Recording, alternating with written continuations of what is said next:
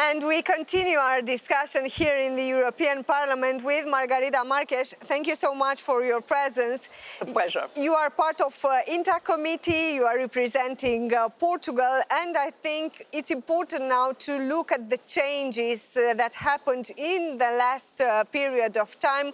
I'm looking at the situation of Republic of Moldova and what you've decided, and also what is in Ukraine now. Okay, thank you very much. Thank you very much for this opportunity. We need to discuss Europe. We have elections, European elections, so we need to debate Europe.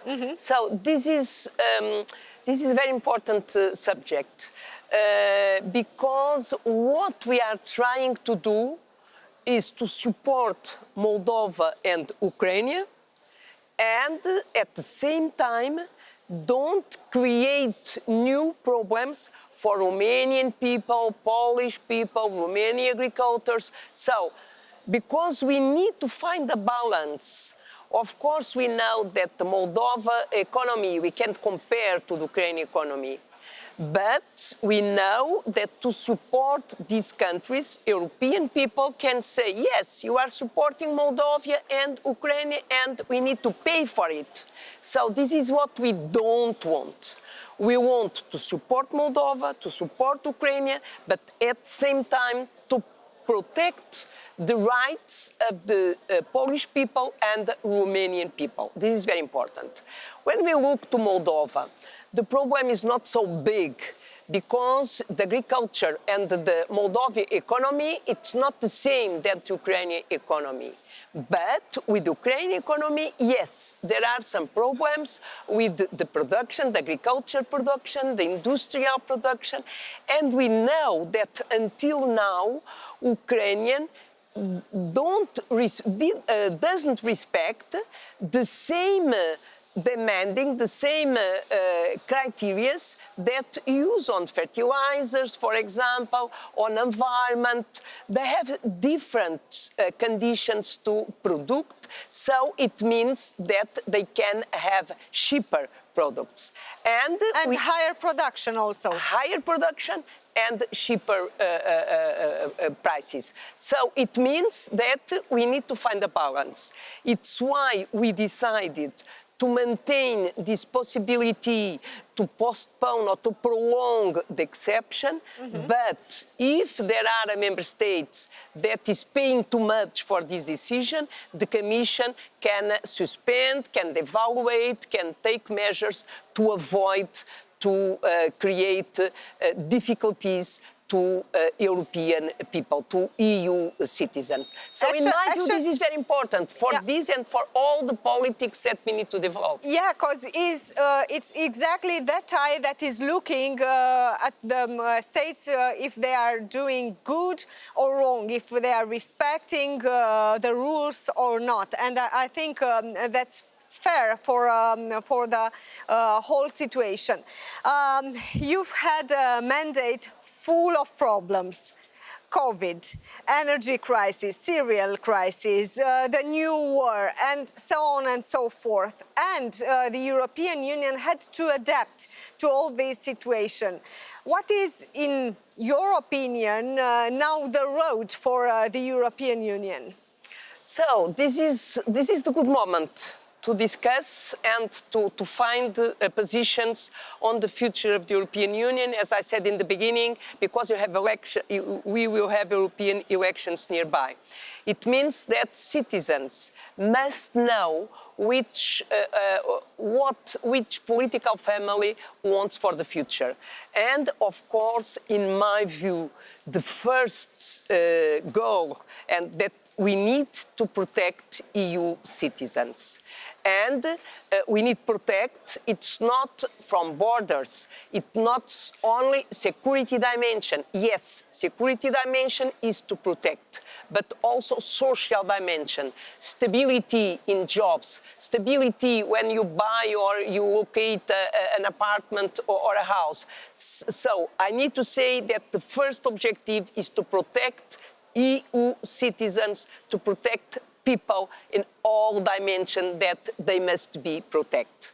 And the second is the political ambition of the European Union. It means sovereignty, autonomy, strategic autonomy is something that the EU must defend and must have in mind. Because strategic autonomy is one way to protect people, to ensure the economic growth, and to valorize the role of the European Union in the world. And we were more independent, but this don't mean that we close the borders. We have partners, we have like-minded partners, and we need to diversify the supply and the access to the raw materials, for example. And for me, the third main objective is to defend democracy in the European Union. So we must to be sure of the future of the European Union, and for it we need to protect and to defend democracy. Because we know nowadays that there are some parties, that there are some political groups that say we defend democracy, but it's not the case. They are not democratic groups, they are against the European Union, they are against democracy. Now they are saying we defend the European Union, but we know that in the future they will not defend the European Union. So our important goal is to defend democracy, because today defend democracy means defending the future of the European Union.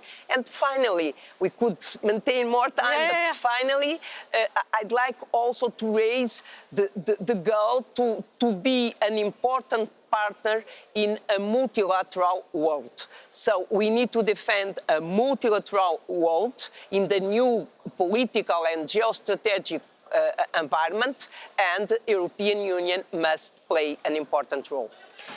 It is important to look at what you've done in INTA committee in the last mandate to understand how the European Union has tried to adapt to the new situations.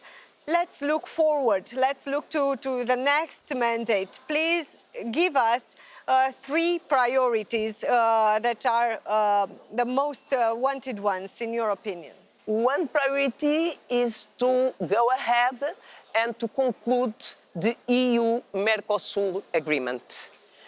We finished just some days ago the vote on EU-Chile agreement. This is an important one, but we need to have a EU-Mercosur agreement. There are one agreement where we need to work is also EU-India agreement. It's also very important to diversify our partners in the world. And the third priority, if you say 3, it's not a regional agreement, is this capacity to introduce in trade agreements rule of law, democracy, human rights, to fight against forced labor, youth labor. So this is also, or gender equality, this is also one priority, not in an agreement with a specific country or a specific region, but in all the trade agreements. Margarida Marques, thank you so much for your presence. Thank you. It's a pleasure. Vouă celor de acasă vă spun să rămâneți pe Antena 3 CNN. Nu uitați că ne revedem și sâmbătă viitoare la 9:30. Cu bine și sănătoși să fim!